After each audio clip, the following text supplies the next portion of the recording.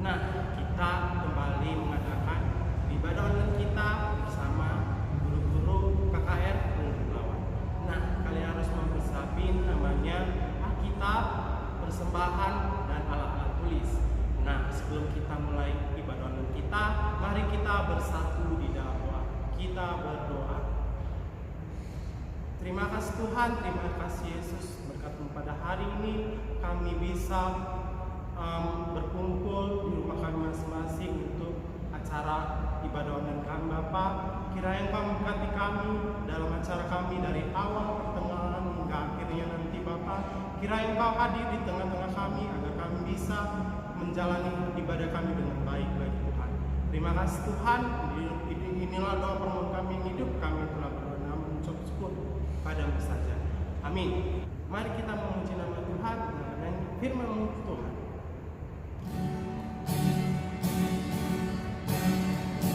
Sambil berputar nih adik-adik.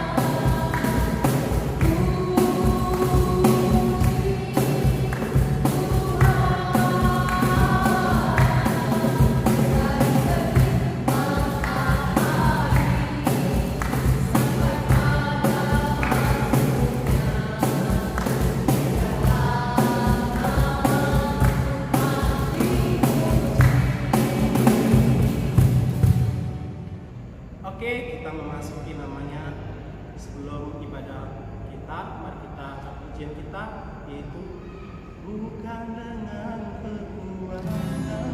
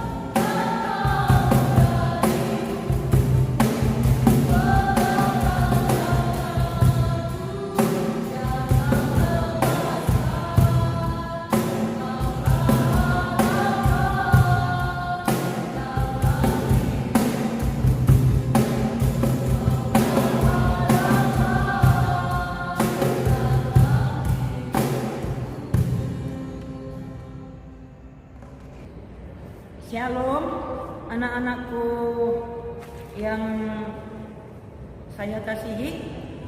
Kita akan mendengarkan firman Tuhan yang menjadi bahan renungan kita pada minggu ini. Sebelum kita dengarkan, mari kita bersatu dalam doa.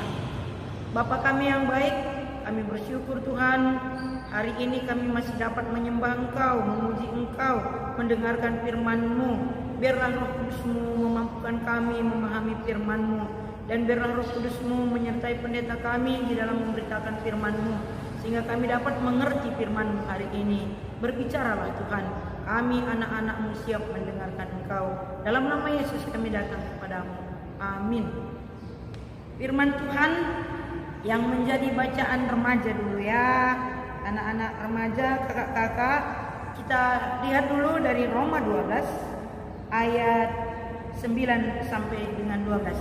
Kakak-kakak, abang-abang yang baik, kita lihat dulu Roma 12 ayat 9 sampai dengan 12. Kita baca bersama-sama. Roma 12 ayat 9 sampai dengan 12. Demikian firman Tuhan. Hendaklah kasih itu jangan pura-pura. Jauhilah yang jahat dan lakukanlah yang baik.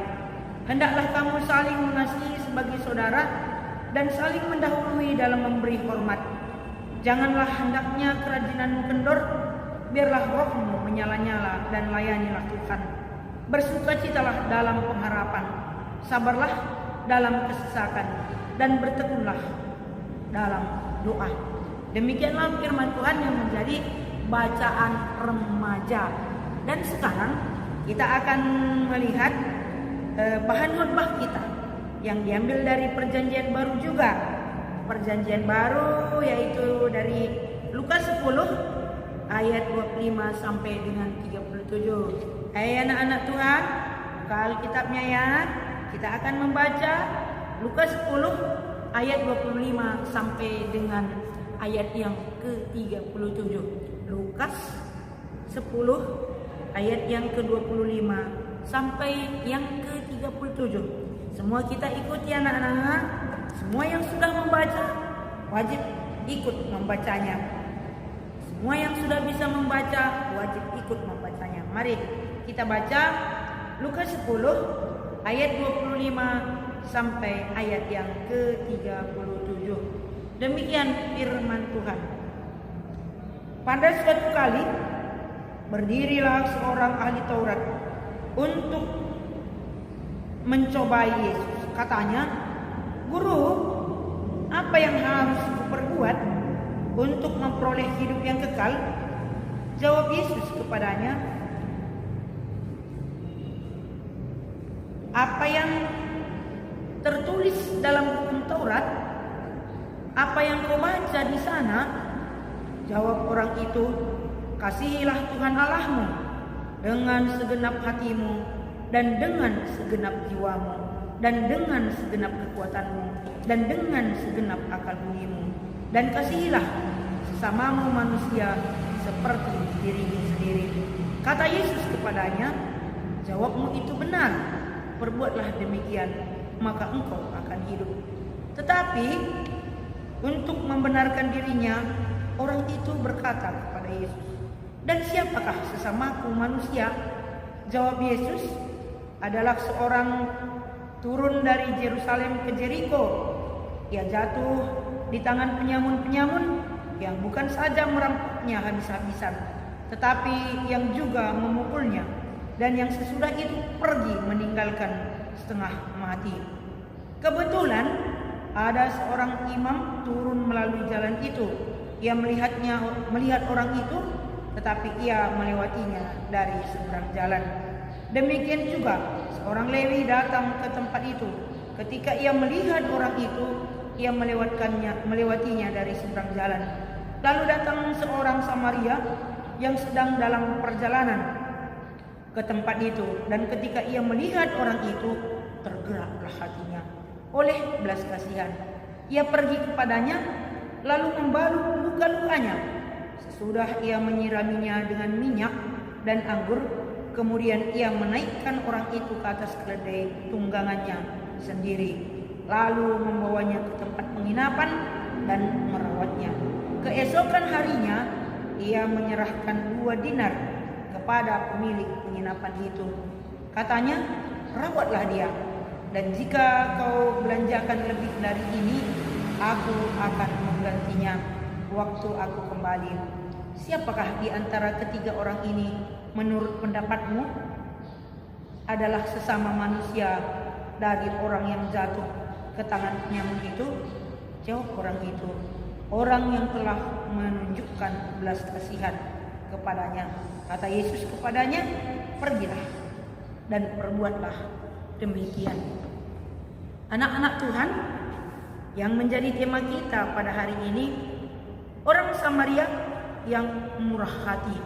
Orang Samaria yang murah hati. Jadi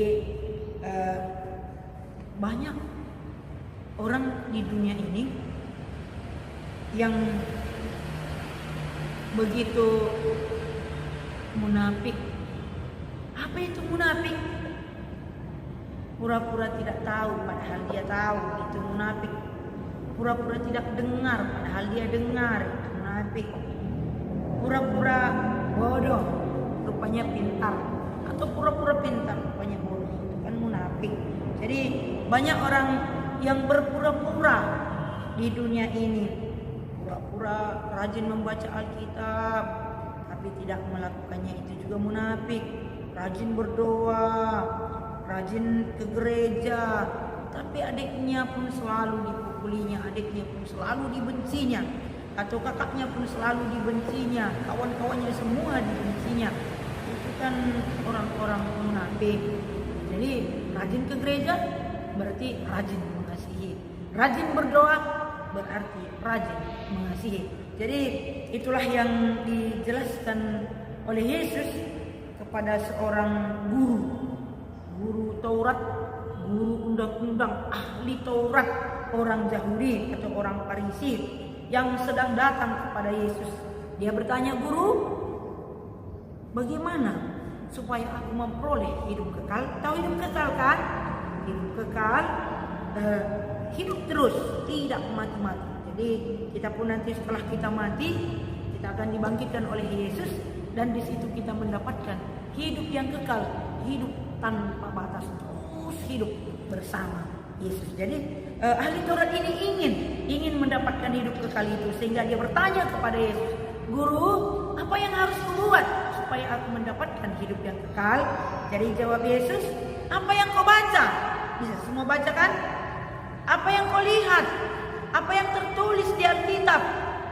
Datanglah ahli Taurat ini ahli di dalam Alkitab, ahli di dalam kitab-kitab Taurat Perjanjian Lama. Semua dia tahu, titik komanya tidak ketinggalan, semua dia tahu.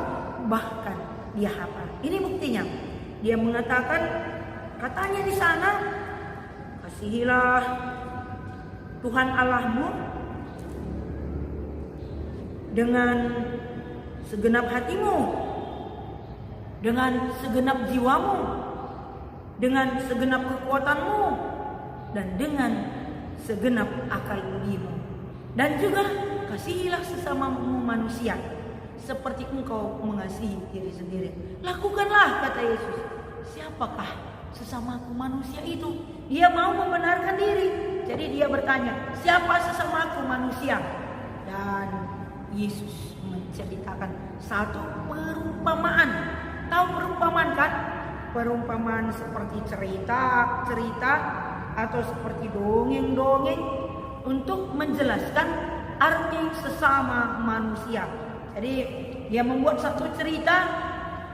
Yesus mengatakan ada seorang yang turun dari Yerusalem ke Jericho. Tapi di tengah jalan dia jatuh ke tangan penyamun-penyamun. Apa itu penyamun-penyamun? Perampok-perampok. Penyamun itu atau perampok-perampok itu bukan hanya mengambil seluruh barang-barangnya, tapi juga memukul orang itu sampai pingsan atau setengah mati. Jadi pada saat orang itu sudah tergeletak di jalan, datanglah seorang imam. Imam itu adalah petugas rumah ibadah. Imam itu adalah seorang pekerja pelayan di rumah ibadah atau seorang hamba Tuhan yang derajatnya luar biasa pada saat itu. Di tengah-tengah orang Yahudi, dia dengan memakai pakaian keimamannya, dia berjalan.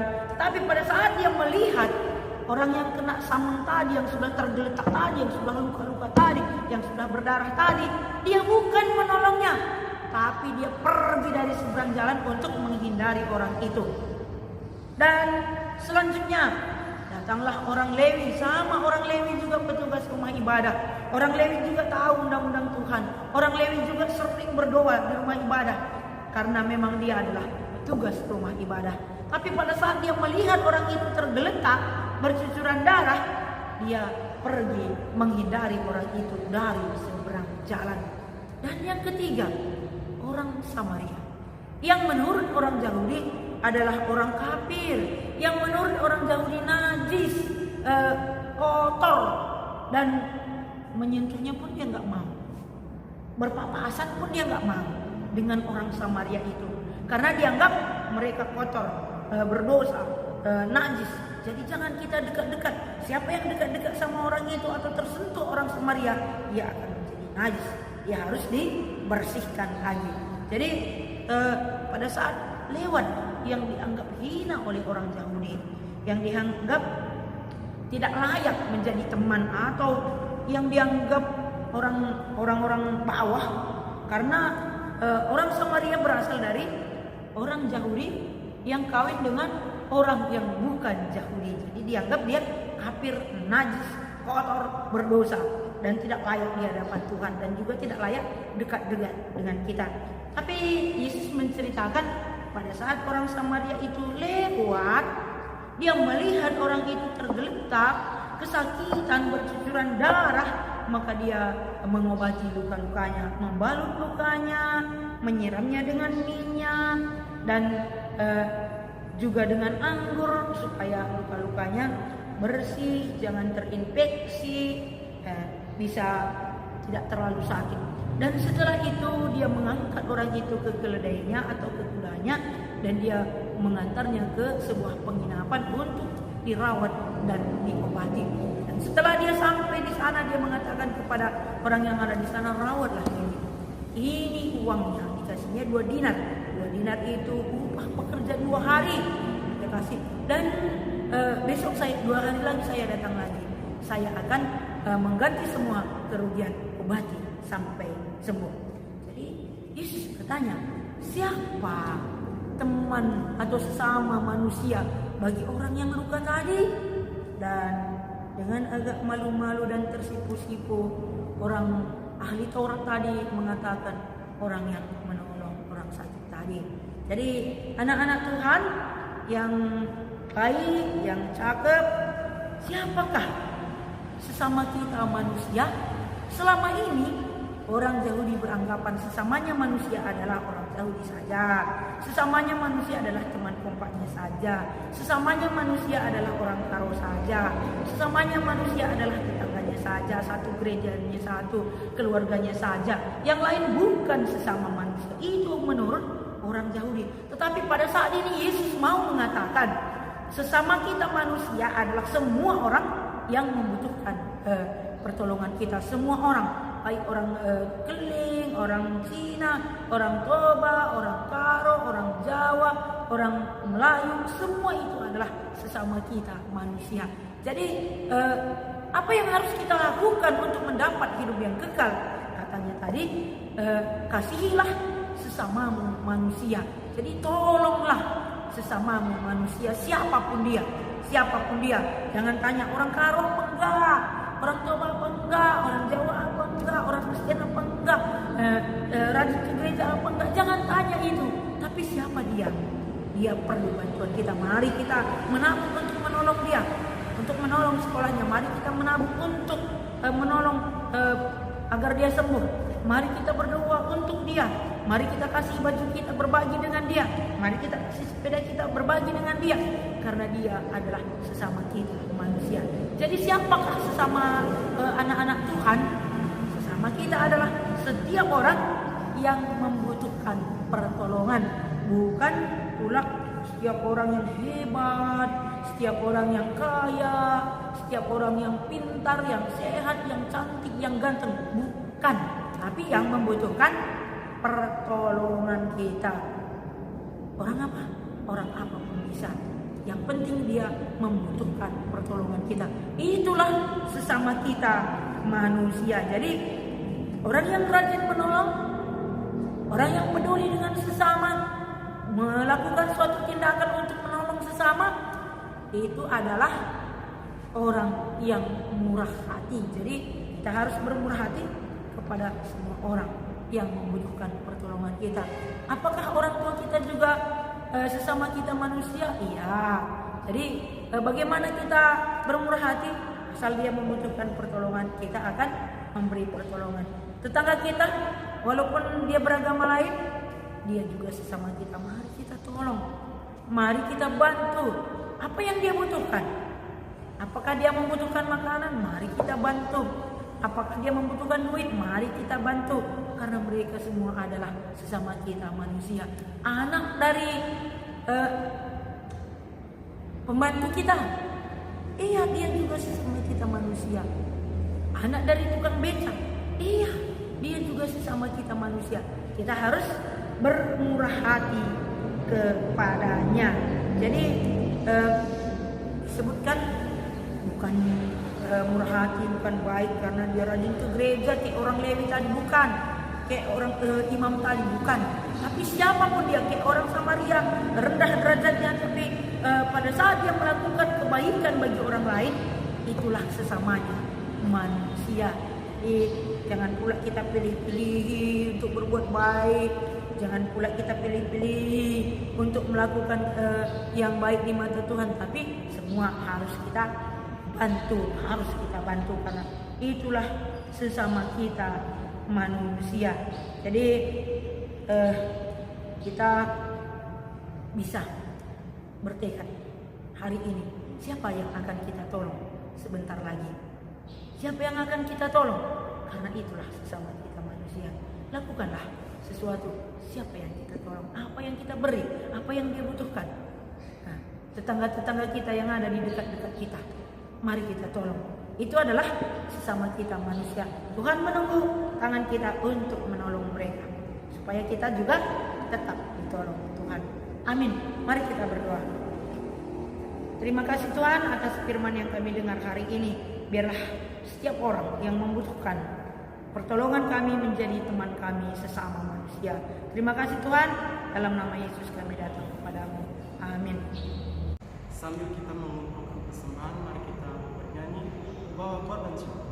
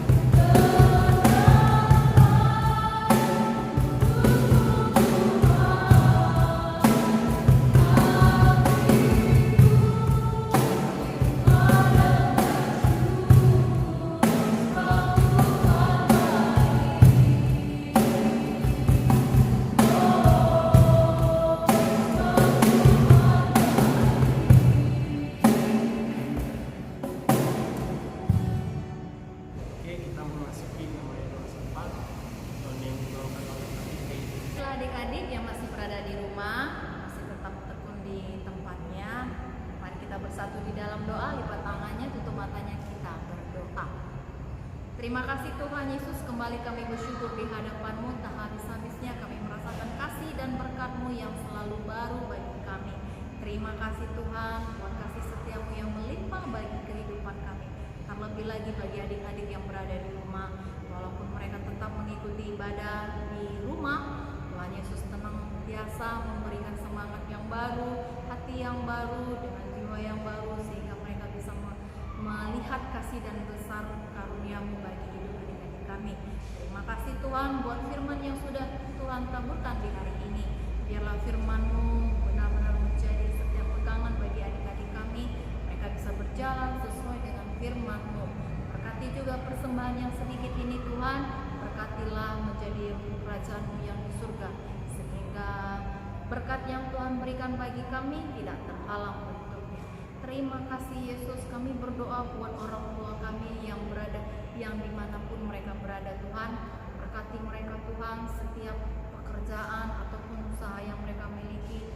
Biarlah kasih berkat-Mu, bahkan rezeki yang datangnya daripada-Mu Tuhan, bisa memberikan kecukupan bagi setiap adik-adik kami.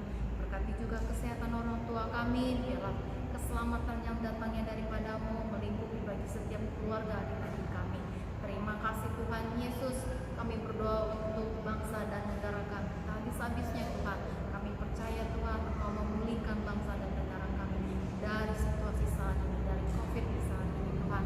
Biarlah Tuhan yang memberikan kebaikan bagi setiap pemerintahan, mulai dari presiden kami, menteri kami, ataupun yang di bawahnya, sehingga mereka benar-benar bisa mengatasinya dengan persoalan ini dengan baik dan kasih karunia-Mu. Terima kasih Tuhan Yesus, kami juga berdoa untuk di dalam ruang gereja kami, mulai dari pendeta, ketua diakan, bahkan jemaat-Mu yang Kau kasih Tuhan. Kami percaya Tuhan berkat-Mu bagi kami setiap hari, setiap saat, bahkan setiap hal yang kami rindukan untuk bisa bersama-sama di rumah ini Tuhan. Kami percaya Tuhan yang akan memulihkan, Kau akan memberkati begitu melimpah bagi kehidupan kami. Terima kasih Tuhan Yesus, berkati juga adik-adik yang masih mengikuti pembelajaran online di rumah. Kami percaya Tuhan Engkau akan memberikan semangat yang baru, tidak akan pernah bosan bagi mereka untuk mengikuti pembelajaran, tapi Engkau akan memberikan harapan yang baru bagi setiap adik-adik kami, sehingga mereka bisa melakukannya dengan sukacita dan damai sejahtera. Terima kasih Yesus, Engkau juga memberkati kami di setiap guru-guru yang mengikuti ibadah online. Kami percaya Tuhan Engkau memberkati setiap kami, Kau berkati kesehatan kami, maka Kau memberikan kami kesatuan hati untuk saling memberikan yang terbaik dalam setiap pelayanan sekolah. Terima kasih Tuhan Yesus, kami tidak luput dari salah dan dosa. Berkati kami Tuhan, ampuni kami Yesus, biarlah berkat yang selalu Kau berikan bagi kami tidak terhalang bentuknya. Terima kasih Bapa yang baik, inilah doa kami hanya di dalam nama-Mu kami mengucap syukur.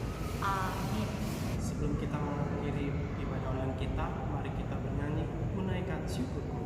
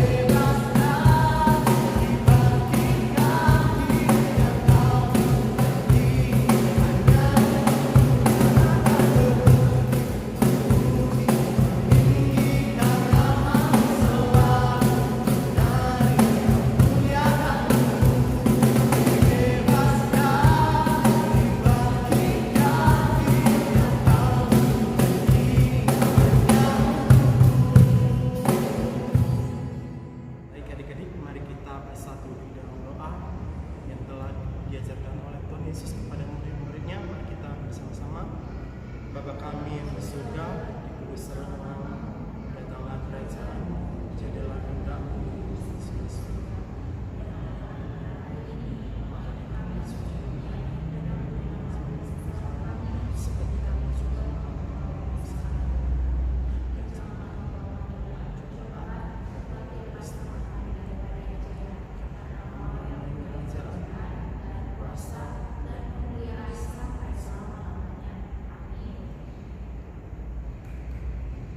Biarlah terang kasih-Mu tetap menyinari kehidupan kami, agar kami dapat menjadi berkat bagi sesama.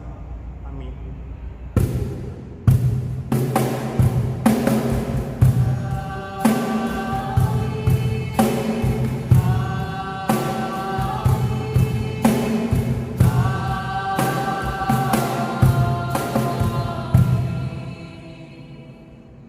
Shalom adik-adik.